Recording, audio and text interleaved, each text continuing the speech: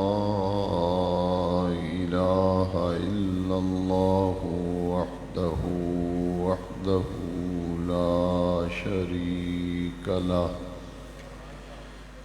ونشهد أن سيدنا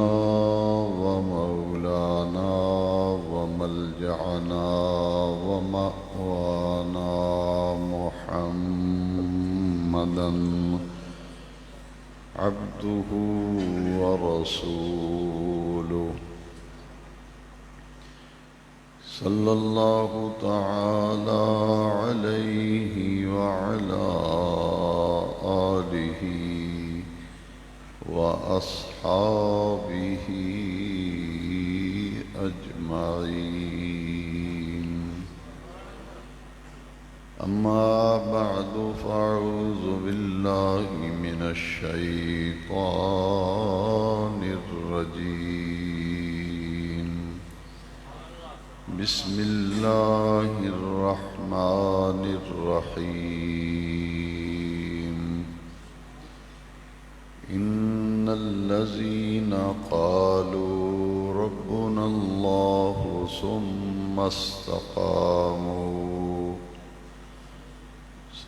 استقاموا تتنزل عليهم الملائكة ألا تخافوا ولا تحزنوا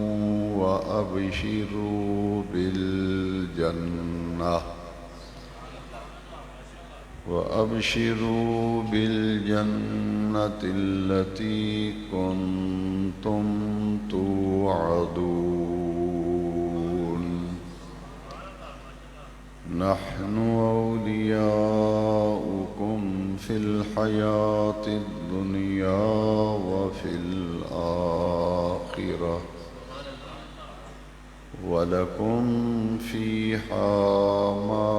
تشتهي أنفسكم ولكم فيها ما تدعون. نزلا من غفور رحيم.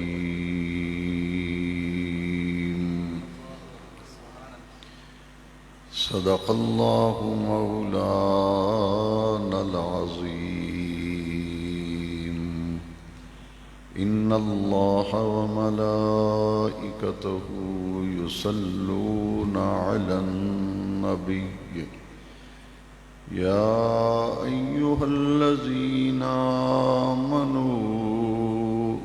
صلوا عليه وسلموا تسليما. الصلاة والسلام عليك يا سيدي يا رسول الله وعلى آلك وأصحابك يا سيدي يا خاتم النبيين.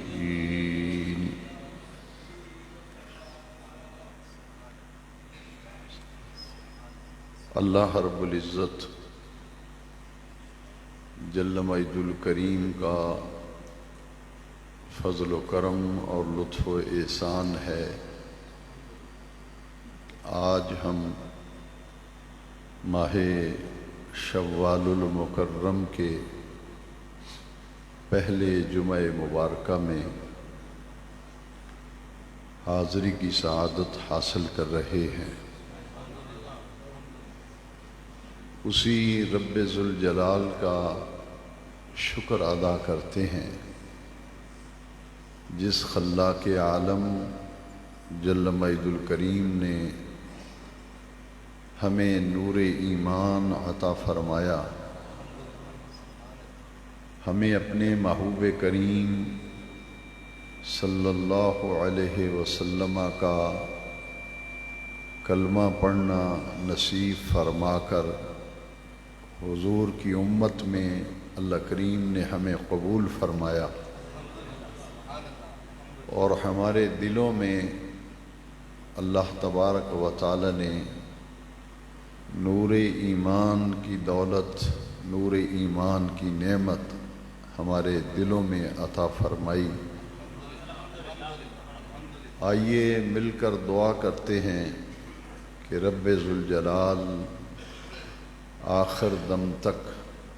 ہمارے دلوں میں، ہمارے سینوں میں یہ نور ایمان ہمیشہ سلامت رکھے۔ دنیا سے جاتے وقت، موت کے وقت کلمہ طیبہ نصیب ہو، خاتمہ بالخیر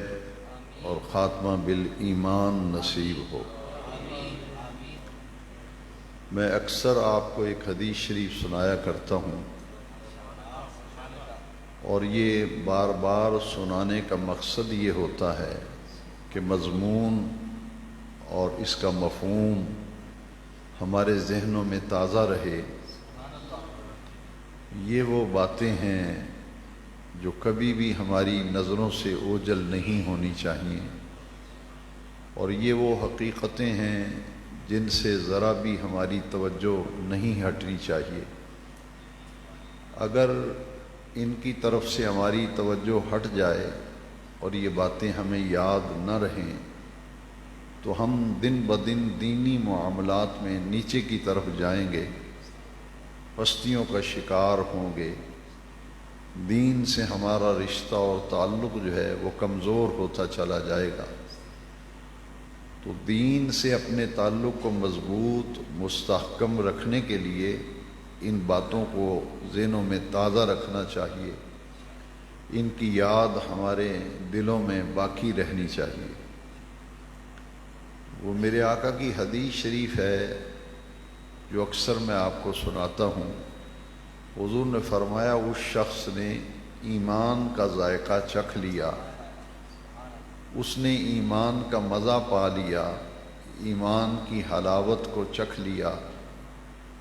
من قال رضیت باللہ ربا وبالاسلام دینا وبمحمد صلی اللہ علیہ وسلم نبیا ورسولا۔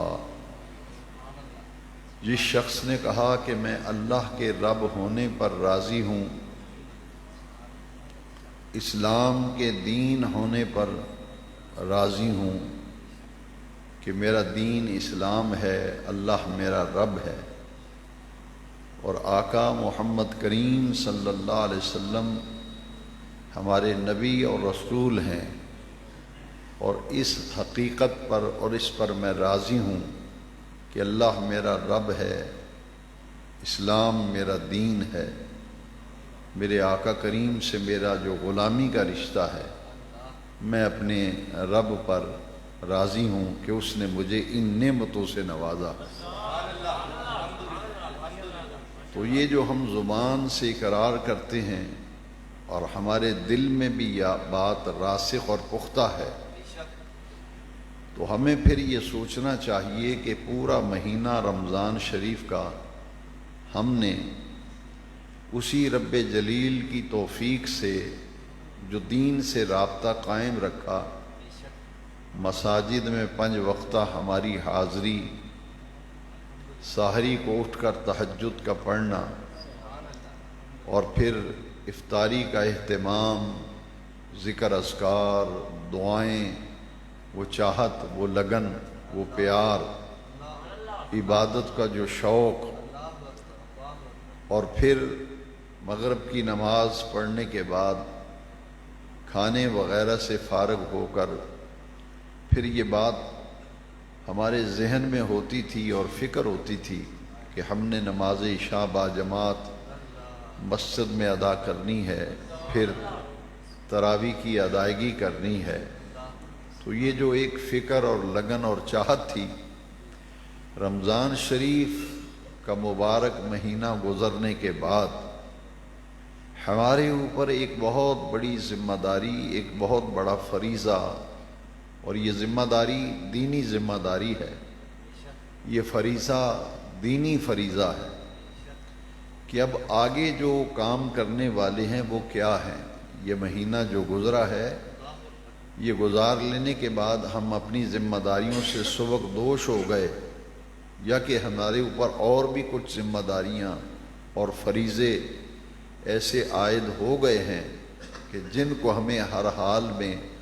اور ہر صورت میں نبھانے کی کوشش کرنی چاہیے۔ میں ایک مثال دے کے سمجھاتا ہوں کہ آپ نے بڑی رقم خرچ کی اور ایک بڑی اچھی مارکیٹ میں آپ نے دکان حاصل کی، اس پر پیسہ بھی خرچ کیا، انویسٹمنٹ کی، دکان میں مال بھی لا کے رکھا، اس میں سجاوٹ بھی کی اور پوری سہولتیں رکھی تاکہ ایک معیاری دکان مارکیٹ میں ہماری ہو اور گاہکوں کا رجحان جو ہے وہ اس دکان کی طرف ہو۔ وہ سارا کچھ کرنے کے بعد دکان بنا لی، اس میں مال بھی ڈال لیا، ڈیکوریشن بھی بڑی کر لی کہ گاہک جو ہیں ان کے اندر اٹریکشن پیدا ہو، وہ دکان کا گیٹ اپ دیکھتے ہی اندر آ جائیں۔ اگر وہ سب کچھ کرنے کے بعد اگر کوئی آدمی اس دکان سے غافل ہو جائے، اس پر توجہ ہی نہ دے، نہ ٹائم پہ آ کے دکان کھولے، نہ اس کی صفائی ستھرائی کا انتظام کرے، نہ اس کی طرف توجہ دے، تو وہ کبھی بھی کامیاب نہیں ہو سکتا۔ سارا کچھ کرنے کے باوجود اس کی دکان جو ہے وہ تنزلی کی طرف جائے گی، وہ چلنے کا نام نہیں لے گی، کیونکہ اس نے یہ سمجھ لیا کہ بس اب دکان بنا لی، سارے کام ہو گئے، اب مجھے توجہ کی ضرورت نہیں رہی۔ جب بھی آدمی کوئی کام کرتا ہے، وہ پایہ تکمیل تک پہنچتا ہے، تو اس کے بعد اس کی ذمہ داری دگنی ہو جاتی ہے۔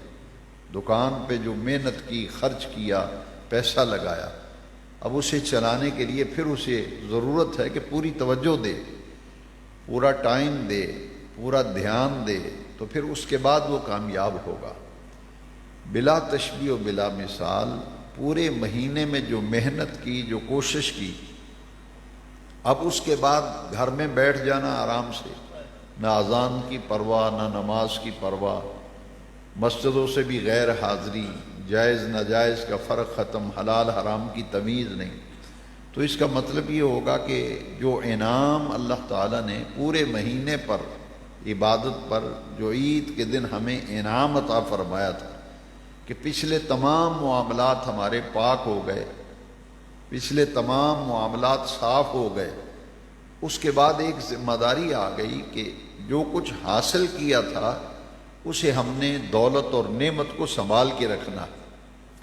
اور ان نعمتوں میں ہم نے اور اضافہ کرنے کے لیے کوشش و محنت کرنی ہے۔ آئیے جو آیات مقدسہ آج کے بیان جمعہ اور خطبہ جمعہ کے لیے میں نے انتخاب کیا ہے قرآن مجید میں سے، اس میں سے جو آیات کریمہ تلاوت کی ہیں ان میں یہی مضمون بیان کیا گیا ہے کہ انسان کو اللہ اپنے در پر آنے کی توفیق دے، مسجد کی حاضری نصیب ہو، حرام سے بچنے کا داعیہ انسان کے اندر پیدا ہو جائے، ناجائز باتوں سے اپنا دامن چھڑانے کے لیے ذہن تیار ہو جائے کہ ایک مہینے کے لیے 3 حلال چیزوں کو چھوڑا تھا اور اسی کا نام روزہ تھا، تو حرام چیزوں سے بھی اپنا دامن پوری زندگی بچانا، اللہ کی ناراضگی سے بچنے کے لیے 3 حلال چیزوں کو ترک کیا تھا،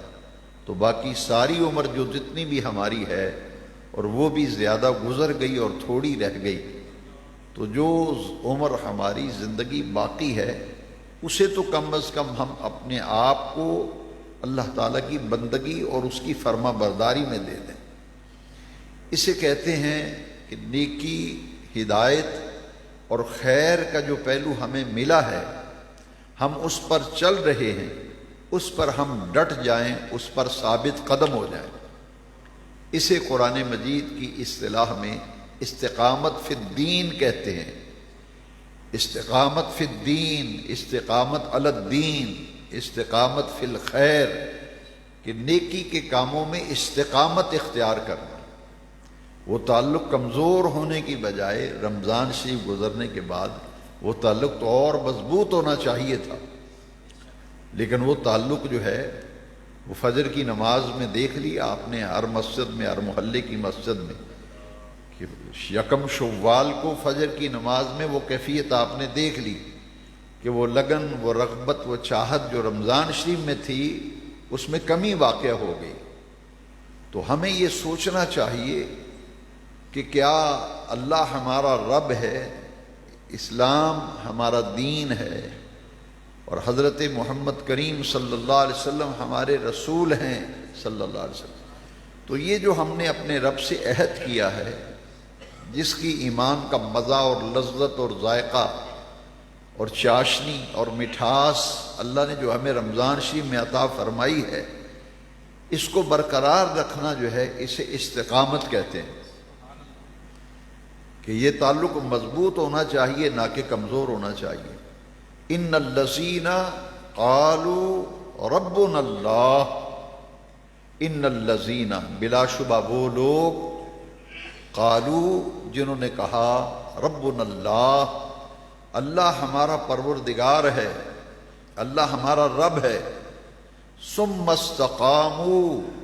پھر اس پر ثابت قدم ہو گئے، اس پر استقامت اختیار کی، تتنزل علیہم الملائکہ ان پر فرشتے اترتے ہیں، بشارتیں دیتے ہیں، خوشخبریاں دیتے ہیں، اللہ تخافوا تمہیں دنیا کی زندگی میں کوئی خوف نہیں ہوگا، ولا تحزنوا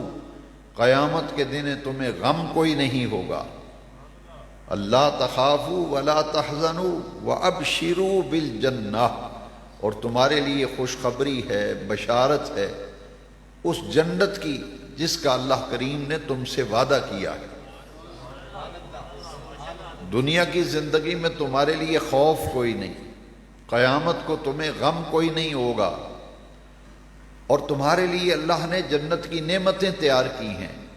یہ خوشخبری، یہ بشارت ان لوگوں کے لیے ہے جو رمضان شریف میں نیک اعمال کا راستہ اللہ نے ہمیں عطا فرمایا۔ اس کی توفیق نہ ہوتی نہ ہم روزے رکھ پاتے، نہ مسجد کی 5 وقتہ حاضری ہوتی، نہ تراویح ہوتی۔ تو یہ عطائے الہی اور انعام خداوندی پورا مہینہ جو ہمارے اوپر ہوئی ہے، اس کے نتیجے میں اللہ کریم نے ہمیں استقامت اختیار کرنے کا حکم دیا ہے کہ استقامت اختیار کرو، تاکہ دنیا کی زندگی میں بھی تمہیں کسی قسم کا خوف نہ ہو، اندیشہ نہ ہو، اور قیامت کا کوئی غم نہ ہو، اور جنت کی نعمتیں اللہ کریم نے تمہارے لیے تیار کی ہوں۔ التی کنتم توعدون، وہ جنت جس کا تم سے اللہ نے وعدہ کیا تھا۔ اللہ تخافوا ولا تحزنوا وابشروا بالجنت التی کنتم توعدون۔ اور اس سے بڑا انعام کیا ہے؟ جو نماز کی 5 وقتہ حاضری مسجد میں رمضان شریف میں میسر تھی، رمضان شریف گزرنے کے بعد مسجد کی 5 وقتہ حاضری پر جو ڈٹ گیا، جس نے استقامت اختیار کی، اسی لگن، اسی چاہت، اسی محبت، اسی پیار سے اللہ کے گھر میں 5 وقت حاضری دیتا رہا، کیونکہ 5 وقت اللہ کا بلاوا آتا ہے، حی علی الصلاۃ، آؤ نماز کی طرف، حی علی الفلاح، آؤ فلاح کی طرف۔ تو جو 5 وقتہ اللہ کا بلاوا آتا ہے، تو اللہ کے بلاوے پر جو 5 وقتہ مسجد میں حاضری رکھتا ہے، اور پھر نیکی اور خیر کی محبت اور چاہت جو رمضان شریف میں تھی، اس میں کمزوری نہیں آنے دیتا، اللہ کریم ان لوگوں کے لیے فرماتے ہیں نحن اولیاؤکم، جو ہر خیر، ہر بھلائی، ہر نیکی پر استقامت اختیار کرتے ہیں، دین پر پختہ اور مضبوط قائم رہ کر چلتے رہتے ہیں،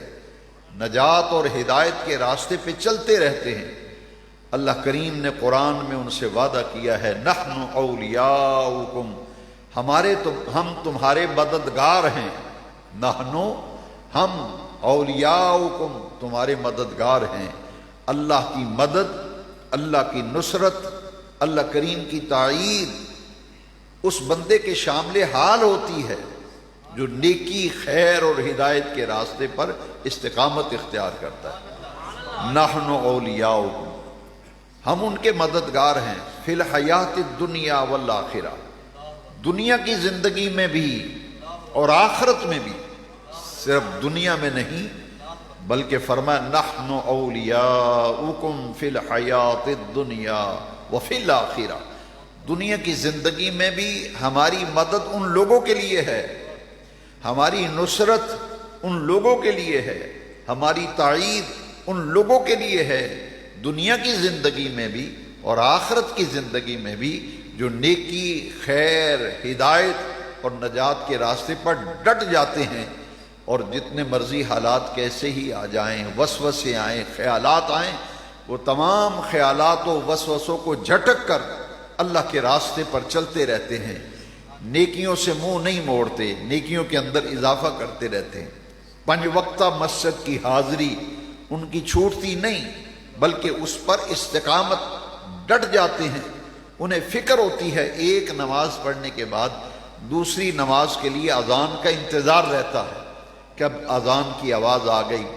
اب دنیا کے سارے کام ترک کر کے چھوڑ کے ایک ہی کام کرنا ہے، وہ ہے مسجد میں باجماعت حاضری۔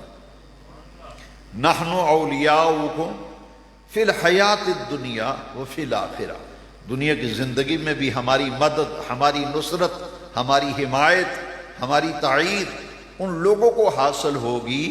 جو دین پر ثابت قدم رہیں گے، ہدایت کے راستے پر چلتے رہیں گے، نجات کے راستے پر چلتے رہیں گے اور دین کی باتوں پر عمل کرتے رہیں گے، دنیا میں بھی اور آخرت میں بھی اللہ تعالیٰ کی تائید، اس کی نصرت، اس کی مدد ان لوگوں کے شامل حال رہے گی۔ نحن اولیاؤکم فی الحیات الدنیا وفی الآخرہ وَلَكُمْ فِيهَا مَا تَشْتَهِي أَنفُسُكُمْ، دیکھیے کتنا بڑا انعام ہے صاحب استقامت لوگوں کی کہ عید کا چاند نظر آتے ہی مساجد سے غائب، پھر اگلے سال دیکھا جائے گا رمضان کا مہینہ آئے گا تو مسجد میں جائیں گے۔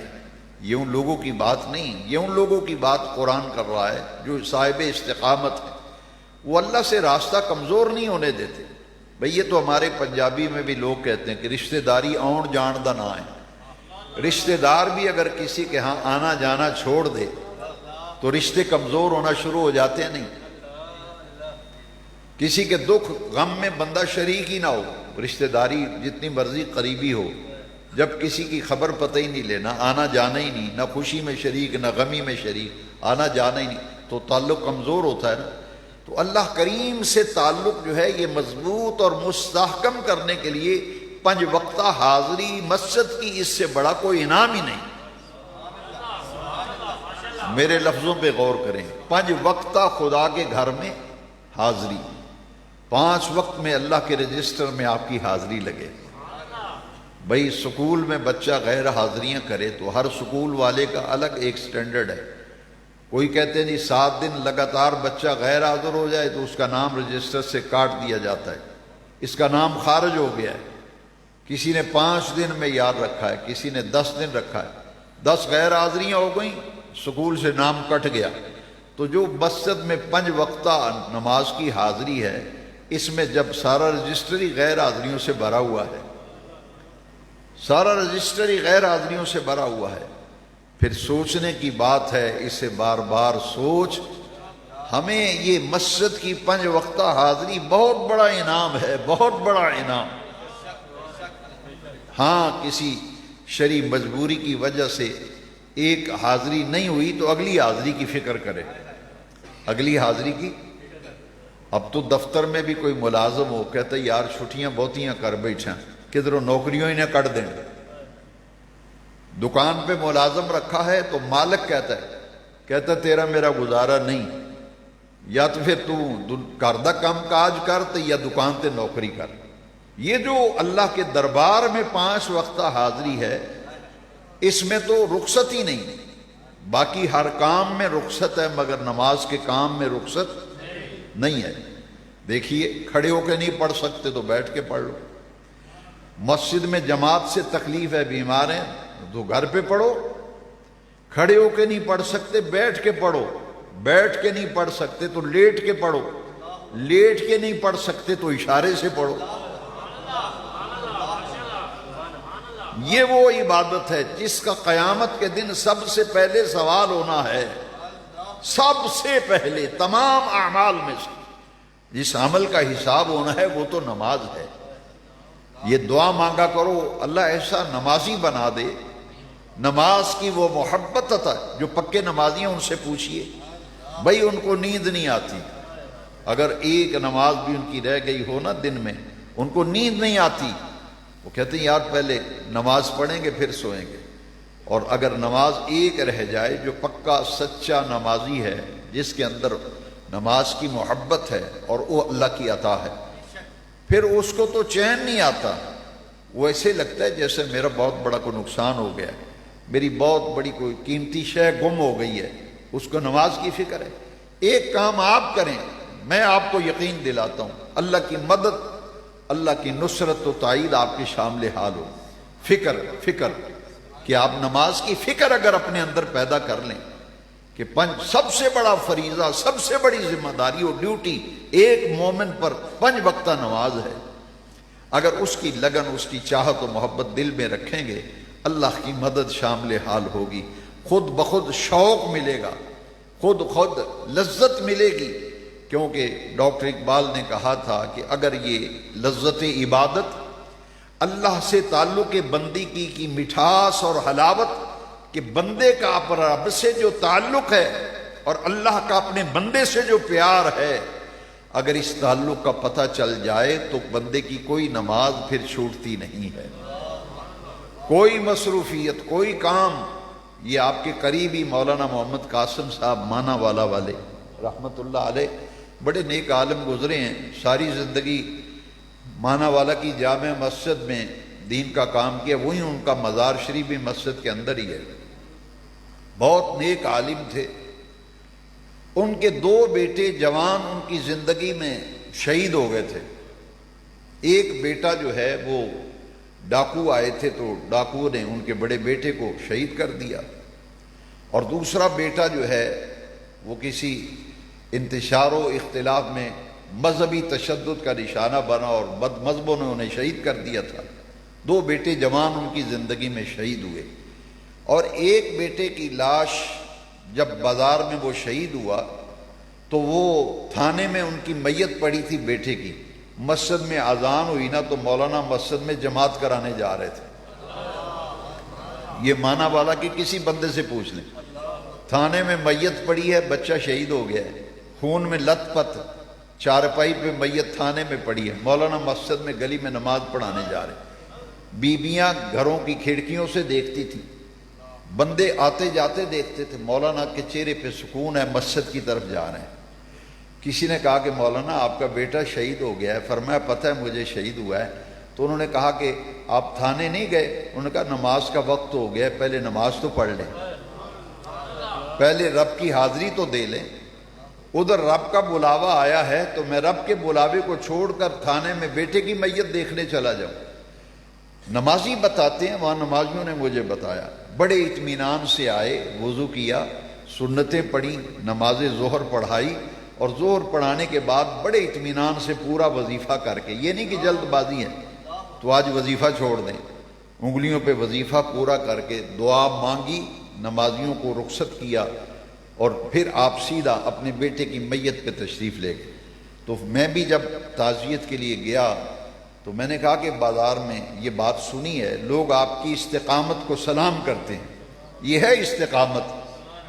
بیٹا جوان فوت ہو گیا ہے اور فکر ہے تو نماز کی فکر ہے کہ بھئی پہلے نماز تو پڑھ لیں۔ تو ہماری تو شادیاں ہوں تو نمازوں پہ نمازیں چھوٹ رہی ہیں، ہے جی، ٹورنامنٹ آ گیا، میچ آ گیا تو نمازوں پہ نمازیں چھوٹ رہی ہیں۔ یہ ہے فکر، یہی میں کہنا چاہتا ہوں۔ اگر فکر لاحق ہوگی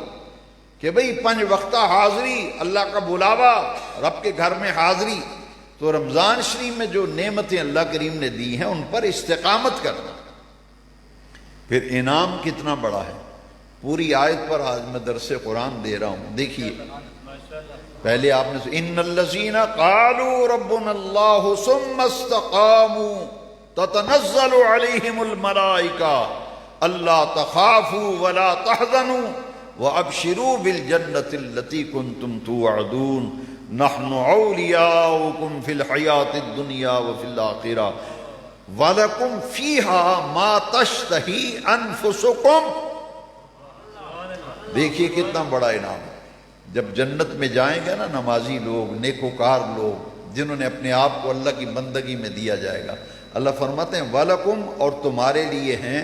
مَا تَشْتَهِي أَنفُسُكُمْ، جو تمہارے جی میں آئے گا، جو تمہارا دل چاہے گا، کسی نعمت پر بھی، جنت کے میوے، جنت کے پھل، شہد کی نہریں، دودھ کی نہریں، انعامات میں سے جو تمہاری طبیعت چاہے گی نا، وَلَكُمْ فِيهَا مَا تَشْتَهِي أَنفُسُكُمْ، جو تمہارے جی میں آئے گا، دودھ پینا ہے، پھل کھانا ہے، شہد پینا ہے، جس چیز کی تمنا کرو گے تمہیں اٹھ کر جانا نہیں پڑے گا۔ وَلَكُمْ فِيهَا مَا تَشْتَهِي أَنفُسُكُمْ، وہ ساری نعمتیں تمہارے سامنے حاضر کر دی جائیں گی۔ وَلَكُمْ فِيهَا مَا تَشْتَهِي أَنفُسُكُمْ وَلَكُمْ فِيهَا مَا تَدَّعُونَ، اور جن جن نعمتوں کا اللہ نے تم سے وعدہ کیا ہے، تم جنت میں ان ساری نعمتوں کو اپنی آنکھوں سے دیکھ لو گے۔ یہ کن لوگوں کے لیے؟ جنہوں نے استقامت اختیار۔ ان الذین قالوا ربنا اللہ ثم استقاموا، پورا مہینہ جو سبق پڑھا، پورا مہینہ جو مشق کی ہم نے، پورا رمضان شریف کا مہینہ جو تربیت پائی، جو اپنی اصلاح کی، جو نیکیوں کے راستے پہ چلتے رہے، جو باقی 11 مہینے بھی ڈٹ کر استقامت کے ساتھ اسی طرح گزارے جس طرح رمضان شریف گزارا ہے، تو زندگی کا رخ بدل جائے، مزاج بدل جائے، نورانیت و روحانیت آ جائے، چہرے چمکنے لگے، اور ہر کوئی دیکھ کر کہے کہ یہ وہ بندہ ہے جس کے چہرے پر عبادت کا نور نظر آ رہا ہے۔ وَلَكُمْ فِيهَا مَا تَشْتَهِي أَنفُسُكُمْ وَلَكُمْ فِيهَا مَا تَدَّعُونَ، جو چاہو گے ملے گا، سامنے آ جائیں۔ آخری آیت کے لفظ بڑے پیارے ہیں، نُزُلًا مِّن غَفُورٍ رَحِيمٍ۔ نُزُلًا کا معنی ہے یہ مہمان نوازی ہے، یہ مہمان، یہ جنت میں جو نعمتیں گنوائی نا اللہ کریم، اللہ تخافوا ولا تحزنوا وَأَبْشِرُوا بِالْجَنَّةِ الَّتِي كُنْتُمْ تُوعَدُونَ نَحْنُ أَوْلِيَاؤُكُمْ فِي الْحَيَاةِ الدُّنْيَا وَفِي الْآخِرَةِ وَلَكُمْ فِيهَا مَا تَشْتَهِي أَنفُسُكُمْ وَلَكُمْ فِيهَا مَا تَدَّعُونَ۔ یہ جو مہمان نوازی کی جا رہی ہے، مہمان نواز کون ہے؟ فرمایا نُزُلًا مِّن غَفُورٍ رَحِيمٍ، یہ تمہاری مہمان نوازی ہے، تمہارے اللہ جو غفور بھی ہے اور رحیم بھی ہے۔ نُزُلًا مِّن غَفُورٍ رَحِيمٍ، یہ اس اللہ کی طرف سے تمہاری مہمان نوازی ہے جو غفور بھی ہے اور رحیم۔ میرے والد صاحب رحمۃ اللہ علیہ جب تفسیر کی کلاس میں تفسیر بیضاوی پڑھاتے تھے تو فرماتے تھے کہ اچھا مہمان نواز وہ ہوتا ہے جو مہمان کی مرضی کا انتظام کرے۔ مہمان اگر پینا چاہتا ہے دودھ سوڈا، آپ اس کے سامنے گرم گرم چائے لا کے رکھیں گے، وہ کہے گا یار میں تو اگے ہی سڑے ہیں تو چاہ نہ اور میرا اندر ساڑ ہے۔ مثال دے کے والد صاحب سمجھاتے تھے کہ دودھ سوڈا پینا ہے نا، اس کا طبیعت بھئی کوئی ٹھنڈی چیز آئس کریم ملے، دودھ سوڈا ملے، اندر گرمی ہے، گرمی میں آیا ہوں، تو اس کی فرماتے تھے کہ اچھا مہمان نواز وہ ہوتا ہے جو مہمان کی مرضی کا انتظام کرے، اس کی طبیعت کے مطابق کھانے پینے والی چیزیں منگوائے۔ تو ہمارے والد صاحب کی یہ عادت تھی، کوئی مہمان آتا تھا 2 لفظ پوچھ رہے، فرماتے تھے ٹھنڈا پئیں گے گرم پئیں گے، ٹھنڈا چاہیں گے گرم چاہیں گے، تاکہ جو مزاج ہے اس کے مطابق آ جائے گا سر۔ تو فرماتے تھے کہ رب فرما رہے ہیں نزلا من غفور رحیم، مہمان نواز ہے رب، میزبان ہے رب۔ جنت میں جب جائیں گے تو میزبانی رب کی ہوگی نا، تو اچھا میزبان وہ ہوتا ہے جو رب سے بڑا میزبان کون ہے؟ اس لیے فرمایا وَلَكُمْ فِيهَا مَا تَشْتَهِي أَنفُسُكُمْ، جو تمہاری جنت میں مہمان نوازی ہوگی وہ ہماری مرضی سے نہیں تمہاری مرضی سے ہوگی، جو تم چاہو گے تو جنت میں انتظام تمہاری مرضی کا ہوگا۔ نزلا من غفور الرحیم، یہ ہے اس آیت کا مطلب۔ تو حاضرین ہمیں چاہیے کہ پورا مہینہ جو لذتیں حاصل کی گئی، اور میں نے تو کئی دفعہ یہ کہا ہے، مجھے کہتے ہیں کہ آپ کے مرید نماز پڑھنے نہیں آتے، میں نے تو پچھلے جمعے بھی کہا تھا کہ بھئی امتی مرید تو بعد میں ہے، پہلے تو سرکار کے امتی ہیں نا۔ تو یہ سوچے کہ حضور کے امتی ہو کر مسجد میں نہیں آتے تھے، تو وہ مرید کیا جو پیر کی بات نہ مانے، وہ مرید کیا جو پیر کی، میرا کام تو آواز دینا ہے نا، آذان دینا مؤذن کا کام ہے۔ اب کوئی نہیں آتا تو اسے ڈنڈے مار کے گھر سے نکالنا تو مؤذن کا کام نہیں، اس کا کام ہے کہہ دینا حی علی الصلاۃ حی علی الفلاح، انہوں نے کہہ دیا تو ذمہ داری پوری ہو گئی۔ میں نے کہا قرآن بھی کہتا ہے وما علینا الا البلاغ، ہماری ذمہ داری ہے دین پہنچانا، عمل کرنا نہ کرنا یہ تو لوگوں کا کام ہے نا۔ تو ہم تو ہوکا دیتے ہیں دین کا پیغام دیتے ہیں، اب کوئی عمل نہیں کرتا تو وہ ذمہ دار ہے۔ تو میں تو جو بھی بیعت ہوتا ہے، جتنے لوگ بیعت ہیں ان سے پوچھیں، میں کہتا ہوں کہ سب سے بڑی ذمہ داری، سب سے بڑا فریضہ ایک مومن پر نماز ہے، اس سے بڑی نہ کوئی ذمہ داری ہے، اس سے بڑا کوئی فریضہ نہیں۔ قیامت کے دن سب سے پہلا سوال اسی نماز کے متعلق ہوگا۔ ہم نے تو اپنی آواز دے دی ہے نا، اب یہ تو عمل کرنا تو آپ لوگوں کا کام ہے۔ ہم تو دعا مانگتے ہیں اللہ تعالیٰ ہر کسی کو دین کی سچی محبت، اور آئیے شوال کے پہلے جمعے میں یہ دعا مانگے، باری تعالیٰ جس طرح رمضان میں ذوق دیا تھا، شوق دیا تھا، لذت عبادت عطا کی تھی، ایک فکر ہوتی تھی کہ بھائی صبح اٹھنا ہے، روزہ رکھنا ہے، سحری کرنی ہے، افطاری کی فکر تھی، نمازوں کی فکر تھی۔ ہم تو اللہ سے یہ دعا مانگ، اللہ وہی فکر عطا کر، وہی سوچ عطا کر،